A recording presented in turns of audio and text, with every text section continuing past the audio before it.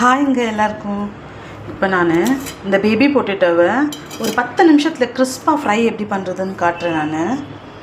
வாங்க. இந்த பொட்டேட்டோவை இப்போ குக்கரில் ஒரே ஒரு விசில் வச்சு எடுத்துப்போம்.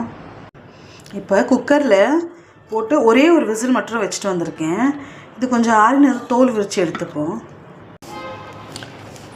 இப்போ இந்த பொட்டேட்டோவை தோல் உரித்து எடுத்துகிட்டு வந்துட்டேன். இப்போ இதை வாங்க ஸ்டார்ட் பண்ணிக்கலாம். கடாய் வச்சு ஒரு 2 ஸ்பூன் எண்ணெய் விட்டுருக்கேன். இதில் இப்போ இந்த பொட்டேட்டோவை போட்டுக்கலாம். உருளைக்கிழங்க இப்போ இந்த வெறும் எண்ணெயிலே ஒரு 5 நிமிஷம் அது எண்ணெயிலே கொஞ்சம் ஃப்ரை ஆகட்டும். இது சிம்மில் வச்சுருவோம். நம்ம கொஞ்சம் ஃப்ரை ஆகிறத பார்க்கலாம். இது கொஞ்சம் நல்லாவே இப்போ ஃப்ரை ஆகிட்டுருக்கு பாருங்கள். இப்படி ஆற வரைக்கும் கொஞ்சம் நல்லாவே ஃப்ரை பண்ணிப்போம். ஃப்ரை பண்ணிக்கிட்டு இன்னும் ஒரு 2 நிமிஷம் விட்டு இதில் மசாலா ஆட் பண்ணிக்கலாம். இப்போ இது பார்க்க நல்லாவே ஃப்ரை ஆகிடுச்சுங்க. இப்போ இதில் மசாலா ஆட் பண்ணிக்கலாம்.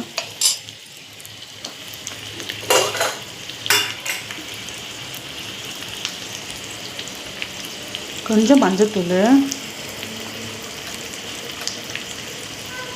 கொஞ்சம் மிளகாத்தூள்,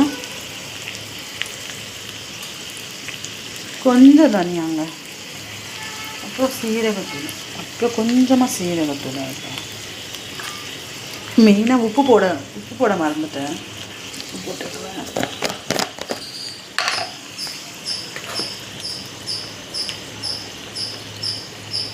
கொஞ்சம் உப்பு இது போட்டு நல்லா ஃப்ரை பண்ணுவோம். இப்போ இது நல்லாவே ஃப்ரை ஆகிடுச்சிங்க எல்லா பக்கமும். இதை எடுத்துடலாம். இது அவ்வளோதாங்க. நல்லா இருக்குங்களா? நீங்களும் ட்ரை பண்ணி பாருங்கள்.